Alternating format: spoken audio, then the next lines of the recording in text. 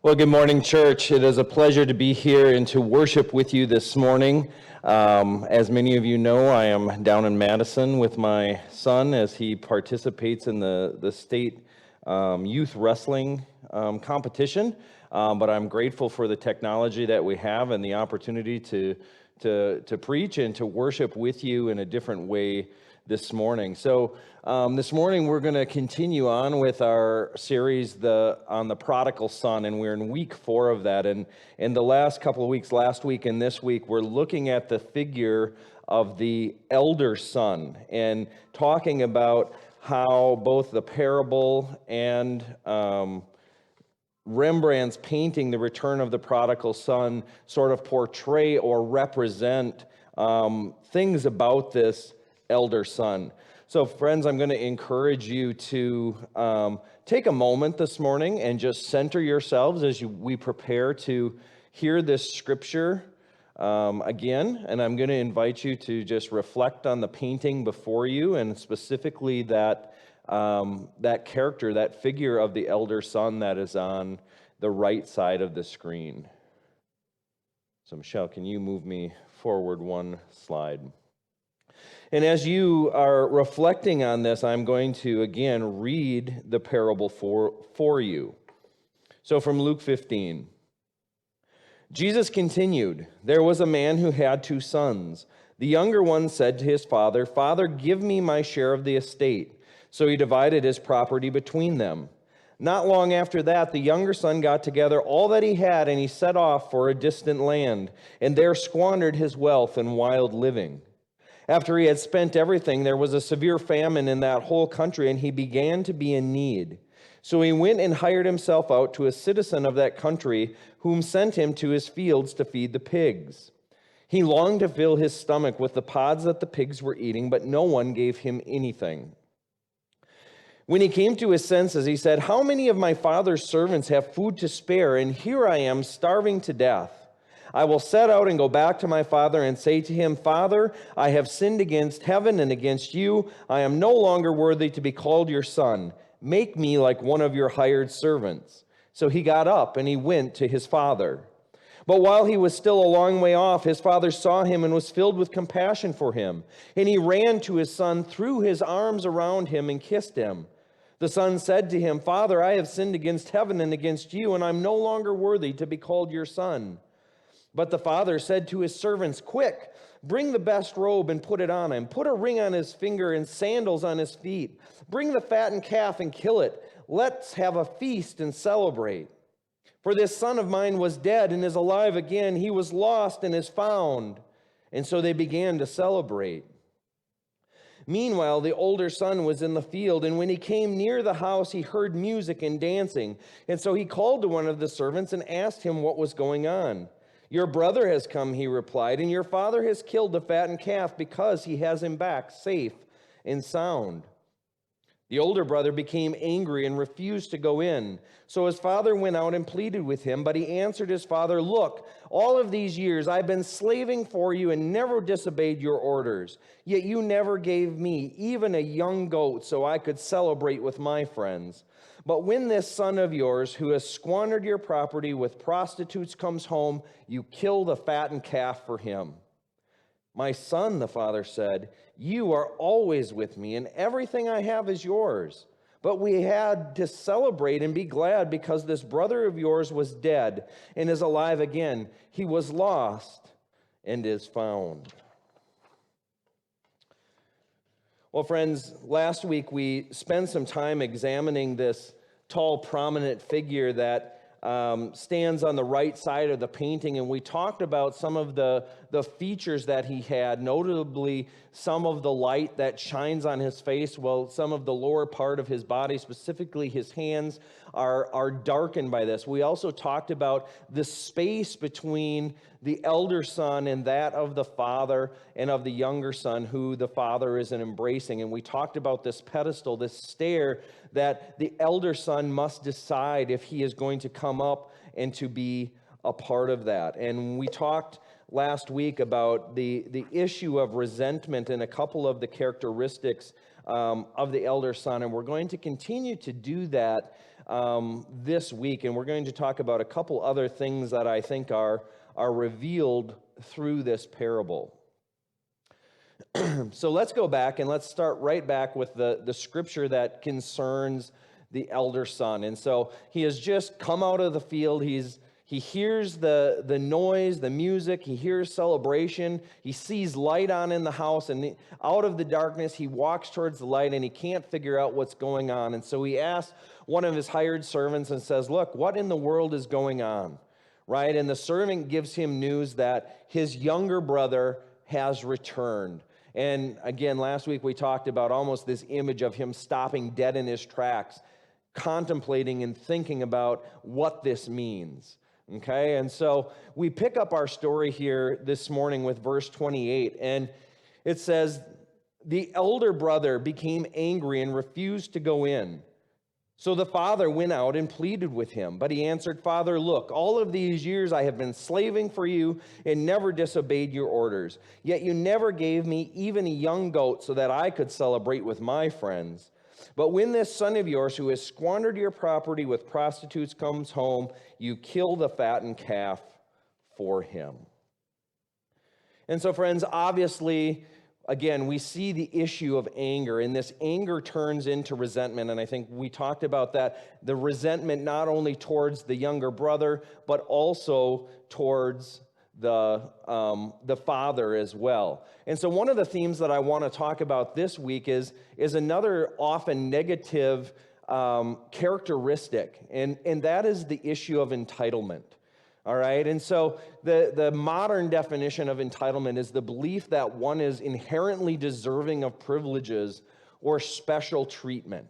Okay, and I think we see this in the character of the elder son, because again, he's been the one that has stayed home. He's been the one that's been dutiful in doing the work. He sees himself as more responsible than his younger brother who took his father's inheritance and just ran off, deserting the father, deserting his family in his community. And so we might say, in a sense, that there's this sense of entitlement that, look, there's something to be owed to this elder son. And why in the heck is the father throwing a feast and throwing a celebration for this son who's run off and squandered everything when I've been the one that's here? I've been the one that's done all of the hard work, right?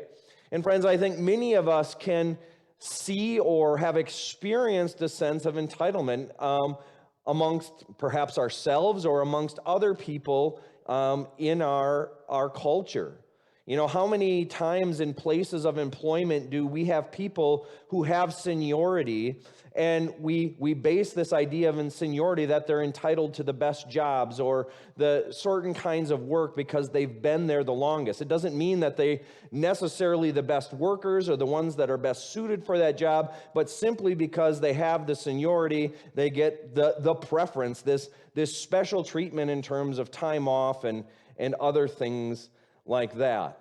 You know, it's also very common within children, especially young children, to just think that they deserve things simply because they acted in a good way for a short period of time. And friends, I can't tell you how many times I hear this all of the time. Sarah and I will threaten to take something away if behavior doesn't change, and the kids go out and they change it for 5 seconds and then they come back. Well, but Dad, look at how good we've had, and we should get a treat or we should get something special because we actually did what we were supposed to do for 5 minutes out of our day.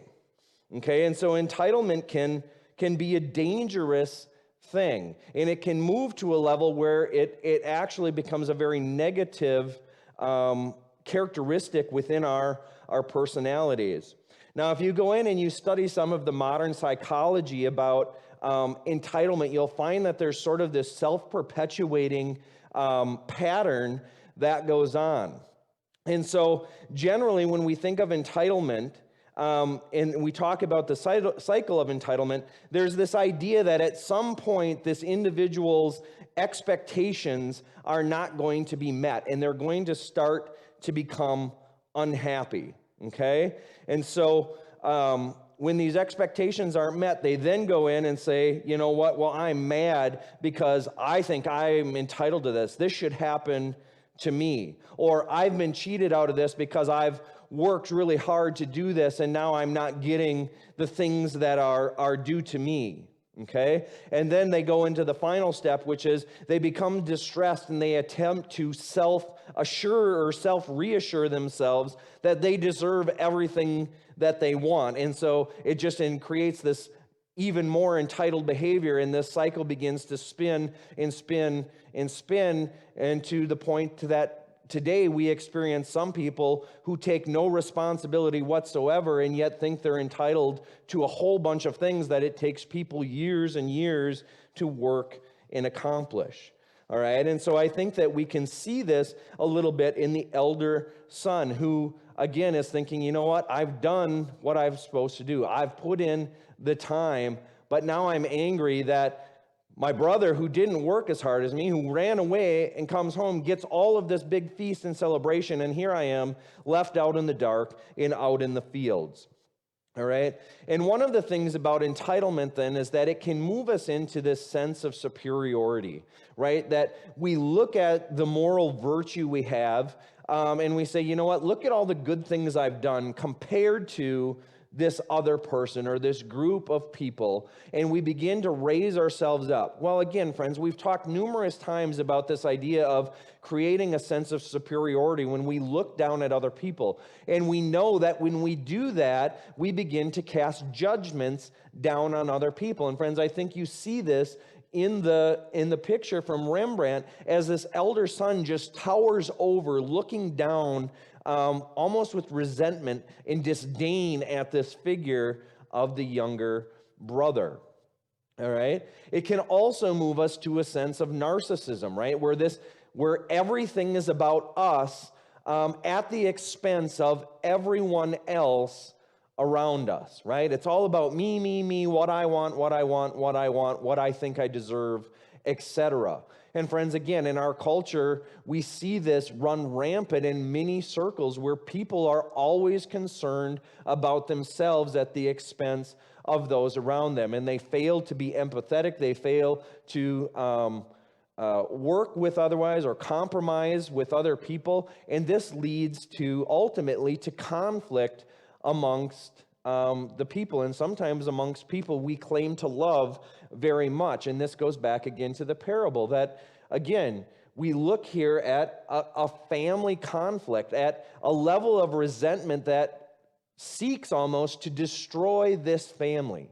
The fact that the elder son is struggling even to go back into his house to welcome his brother home. Okay, and we'll talk a little bit more about that in a little bit. Now, we're also going to go on today and talk about a lot of self issues. And so the next thing we're going to talk about is self-righteousness and hypocrisy. Okay, and so in our modern day world, we would say self-righteousness is a confidence in one's own righteousness, or especially when it's related to moralistic traditions or values or opinions, and it can seem that these moralistic stances that they have lead them to be intolerant of other people. Now, biblically, when we talk about self-righteousness, it's a little bit different because biblically, when we speak of self-righteousness, it means that someone believes the good acts or the good intentions or the good things they say have the ability to grant them righteousness or salvation. All right? That if I just follow all the rules, if I'm just a good person, then I can earn my salvation and I can get to heaven by doing these things. All right? And so they're slightly different, but I think, again, friends, when we look at both of those definitions, we get a clearer picture of sort of the character of this elder son. All right? And again, as we remember the biblical context that Jesus is speaking to, again, he's being confronted by the Pharisees, by the religious leaders of the Jewish community who are in some ways, reprimanding him or wondering how in the world this person who claims to be a rabbi and a great teacher, someone who upholds the law, would associate with tax collectors and sinners. Okay, and so, briefly, I think last week we talked about the idea that these people, some of them in a good way and some of them sort of wandered off the path and what it meant to do and to follow the law, but they had gone to such a point to follow the law to the letter that they began to miss the spirit of what the law was intended to do. And so for some of these people, they saw the fact that, in order to truly be a holy person, to truly do what God desires, you need to follow all 613 of these commandments that the Jewish people had. Well, okay, again, that's not in itself a bad thing, right? And so sometimes I think, just as a slight aside here, sometimes we can really attempt to vilify the Pharisees and the religious leaders, because oftentimes it seems like those are the people that Jesus is most often in conflict with, right? But again, we have to realize that not every one of these people is trying to trap Jesus as they are oftentimes, which is why it leads him to share parables and stories, or sometimes just to darn right yell at them and call them names to kind of snap them out of some of this self-righteous behavior that they have. All right? And so again, Jesus oftentimes, and Paul too, has a real sort of I hate to say contempt, but he really hits the religious leaders and Pharisees hard on this point. And I think, again, this is one of the brilliant pieces of Jesus' teaching in the parable, because yes, we all get to learn from this story, but I have no doubt that the Pharisees knew that Jesus was speaking specifically of them. And again, we'll talk about that in a little bit.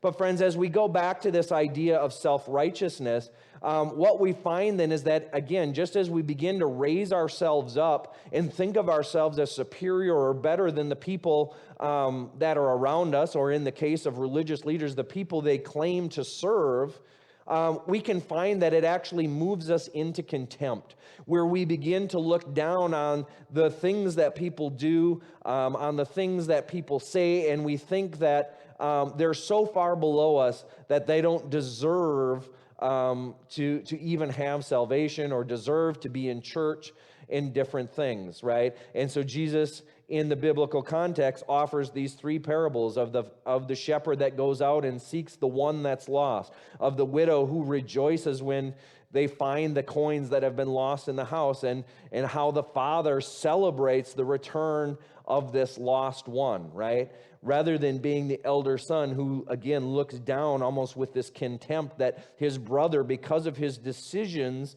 and the actions he's taken, is now below him. Does he even deserve to be called his brother anymore? All right, and friends, this is one of the issues that I think speaks so loudly within our modern church, right? Is this idea that there is a desire for us to be holy. I do believe that there are moral truths that we're bound to follow, and yet at the end of the day, we all need to remember that we're all sinners saved by grace, right? That all fall short of the glory of God. And so when we think of another story, I often think of the story of the woman caught in adultery, right? In the powerful teaching that Jesus presents there, as these people believe that according to the law, this woman should be stoned for being caught in adultery. And again, according to the law, they're correct, she should be. But yet Jesus, again, goes back to the spirit of the law, not the letter of the law, and says, look, you who are without sin, cast the first stone at her. Right? And it's interesting because, again, in my imagination, I view especially some of the older people in this crowd realizing the wisdom and the truth within that statement, and they're the first to drop these stones, while perhaps some of these younger, more zealous people are the last ones to do it because they want to live that righteous, or believe they're doing what's righteous and holy. But again, Jesus doesn't leave the teaching there. He doesn't leave the woman caught in adultery off the hook. He looks at her and says, look, woman, where are your accusers? And then go and sin no more. Right? So there is a moral obligation for her not to do that. And the reason we don't want to get caught in adultery is because it ruins relationships. It destroys families. It destroys marriages. And so, again, friends, there's a teaching, there's a moral obligation there, but we have to be careful that when we see others who are living lifestyles or doing things that we don't think are appropriate or even moral in some cases, that, again, that we are empathetic to understand that, look, we're not perfect either. And if we're going to sit there and point the finger at them, we also better just point it back at us and say, look, I've done some things that are not so great in my life as well, and Christ would call me to love this person just as the Father welcomes this Son back, that should be our response as well. And so, friends, as we continue on with this, then we find that contempt sometimes can lead us to create and become inauthentic in the way that we do life, right? That we appear one way before people. We come to church on Sunday and we talk about how great of a Christian we are, and we talk about all the things God is doing in our lives, and then we turn around and walk out the door and we live completely the opposite, right? And you've heard me many a times cite that Brennan Manning quote that the single greatest cause of atheism in the world today is Christians who acknowledge Jesus with their lips but then walk out the door and deny him by their lifestyle, right? That is what an unbelieving world simply finds unbelievable. Okay, and so, friends, when we're not authentic, when we take this place of self-righteousness and superiority, it leads us to be inauthentic. It leads us to try to hide the things that we're struggling with so we can present this facade of being these great Christian people. But guess what, friends? All of us can smell through someone who's inauthentic, right? It doesn't take real long to figure out that this person isn't quite who we thought he or she was. And we quickly move away from that person, and we quickly find it much more difficult to believe anything they say rather than moving towards them. Now, friends, I want to take just a moment, and I shared this quote with you last week, but again, it's difficult to sort of piece through this because the line between the good intentions of following the law and being dutiful and taking the responsibility that God offers to us can sometimes get misconstrued. And so Henry Nouwen again says, the lostness of the resentful saint, that being the elder brother in this story, is so hard to reach precisely because it is so closely wedded to the desire to be good and to be virtuous, right? And so again, the idea of self-righteousness mean that we're doing the right things, and we think we're doing the right things, and because we do those, we should be guaranteed these certain things. And again, in Jewish culture, the Jewish people believed that God's blessing would be bestowed upon them if they did good things, right? And so it's no wonder then that these Pharisees and religious leaders are attempting to show their communities that, look, if you want to be successful, if you want to experience God's abundance and blessing, you need to do the things that he says.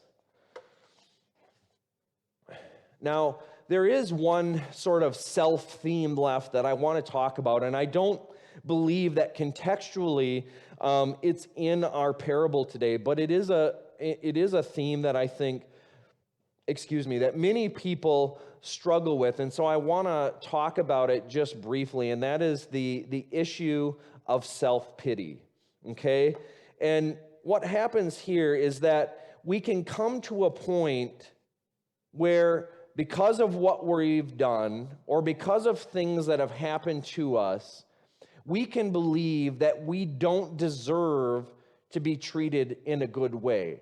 Or in the case of this story, to put it back into the context, does the elder son believe that he's even worthy, or it'd be better to use the younger son, does the younger son even believe that he's worthy of the father's love, of the father welcoming him back, right? And I think that's why the younger son comes up and says, you know what, I've sinned against heaven and against earth, and I'm not even worthy to be called your son.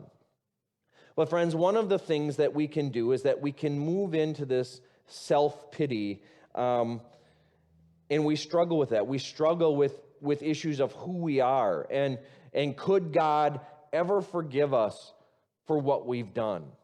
Or, you know what, maybe I've got some really harsh and negative feelings towards God some bitterness towards God because of some of the things that have happened in my life, and I don't know if he can ever forgive me. I don't know if he'll ever welcome me back. Now, there's a beautiful poem by D.H. Lawrence, and it says, "I never saw a wild thing sorry for itself. A small bird will drop frozen dead from a bough without ever having felt sorry for itself." And so, friends, self-pity does not serve us. And I'm going to say that self-pity actually is a tool of the enemy to keep us down and to keep us from experiencing the true love and acceptance that God offers each and every one of us. And as this picture demonstrates, God is willing to come out, and he's willing to run out to this younger son. He's constantly keeping a lookout for this son that has gone astray. And when he sees him coming home, he runs out and he grabs him and he hugs and he kisses him. And he says, "You know what? We're going to have a feast. We're going to celebrate. I don't care what you've done. I'm just glad you're home." But friends, he does that also for the elder son, right? The elder son gets angry because of this. And the father too goes out to this elder son and says, "You know what? Don't feel bad. I don't love your brother more than I love you. I want you to come in. I want you to come in and celebrate because your brother's home." And if roles were reversed, if you were the one that had wandered home, my response would be exactly the same, because I love you both. And so, friends, self-pity doesn't help us. And friends, as we move into all of these self-themes that we've talked about, of entitlement, of self-righteousness, of self-pity, they really begin to take a toll on the relationships that we have. And we see this expressed vividly in the picture, but also within some of the things that the elder son says. And so,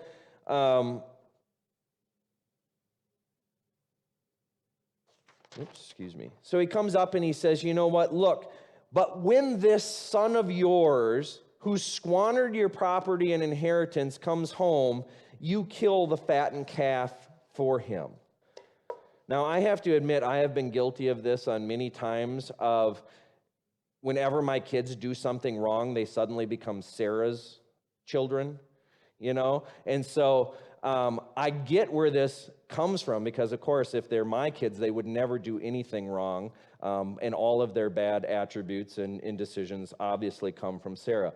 But just the way the elder son says that, right? This son of yours. So one, he's so disconnected from his brother that he no longer even sees him as a sibling. He sees him as a stranger, of someone who deserves his contempt and his disrespect. But at the same time, there's also this hurt, this longing within the elder son's heart that says, "Look, I just don't think this is fair. I've done everything that you've wanted me to do. I've slaved away for you, and yet I never received anything. I didn't even get a small goat so that I could go and celebrate with my friends." And so, friends, again, I think of the power of the tension within this painting, of that gigantic space where two other individuals fit in between the elder son and the father, who deeply longs to embrace both of his sons. A father who went out to both, inviting them to come back in and experience the joy of being in the father's home, of being in the father's presence.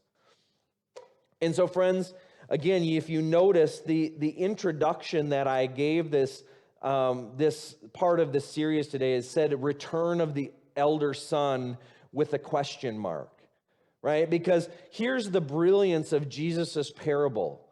It doesn't cut out the Pharisees and the religious leaders from coming home, right? Jesus doesn't just flay them on the spot and say, "Look, you guys are wrong and you're off the mark." But the brilliance of this parable leaves to the imagination, leaves the heart change or the heart choice for those people to decide, will they truly come? Will they take the step up enjoying the Father? Will they too embrace and put their hands on their brother despite the fact of all that they have done? Will they let the Father embrace them the same way that he does that younger son?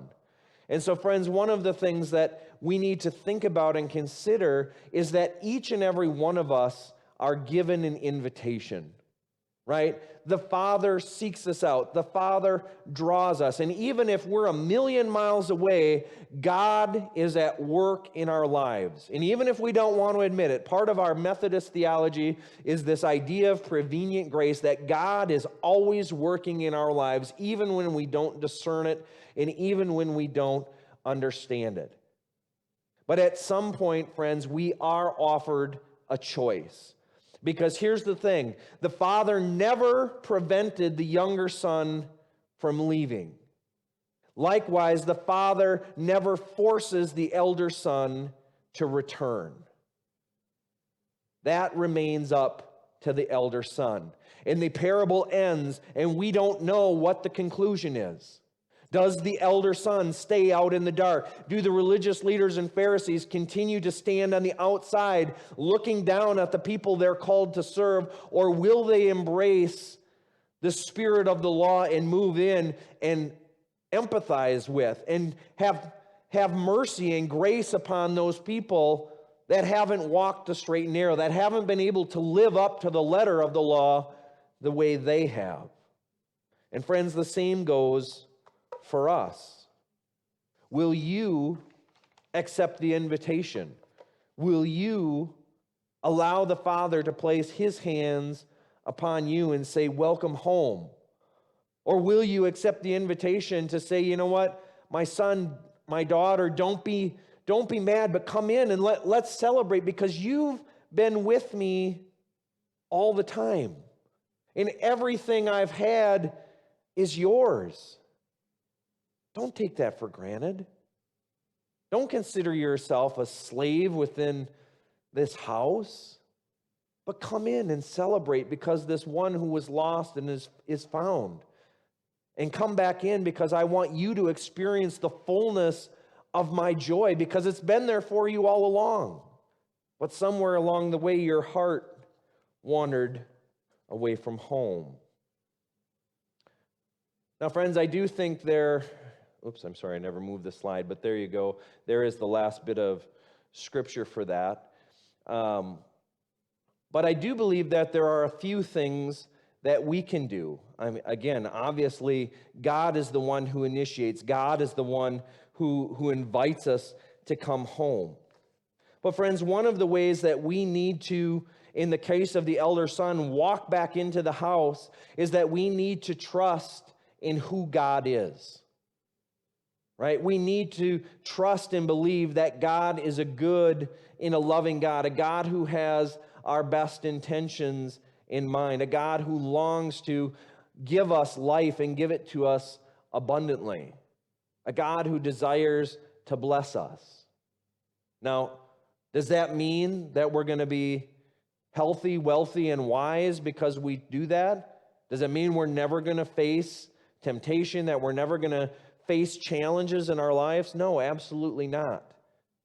But even in the midst of those challenges, as we trust that God is good and that God is loving, we understand that no matter what we're going through, that his hands are always upon us and that we can get through those difficult times exactly because God is with us. Secondly, we need to be humble. Right? We need to throw off the sense of superiority that we are so much better than other people or that the way we live is inherently better than other people. You know, friends, you've heard me, I think even in church a couple of times, sort of utter words like, people are so stupid, right? And sometimes I have to get over myself and remember, you know what? You're just as stupid as the rest of them. Right? But again, I too can have this sense of superiority based on some of the decisions that I have. And I'm going to be honest, again, last week I talked about even my desires to go out and to do some of the things that I see people do and yet don't do it. There's many times that I'd like to think, you know what, it'd be nice to go out, drinking with my friends on a Saturday night, because I'd rather do that than put finishing touches on my sermon. Or I'd rather, rather than standing up here on a beautiful Sunday morning, I'd rather be out in my boat fishing or in a campground with other people doing those things, or any number of other activities that you want to put in place. But yet here's the thing, friends, as I truly think about that longing and that desire, I see how misplaced it can be. Because I realize when I humble myself and say, you know what, look at what God has done for me. And if I made some of the decisions that other people, that I fantasized about, or that I see other people doing, what would the state of my life truly be in? Because again, it might look like these people are having a lot of fun, but the question is, are they? Are they truly happy? Do they truly, or are they truly experiencing the joy that I have experienced being in the presence of the Father? And so, friends, we need to humble ourselves and realize we're no better than anyone else. And sometimes we wander physically, sometimes our hearts wander. Another cure for the illness of self is gratitude.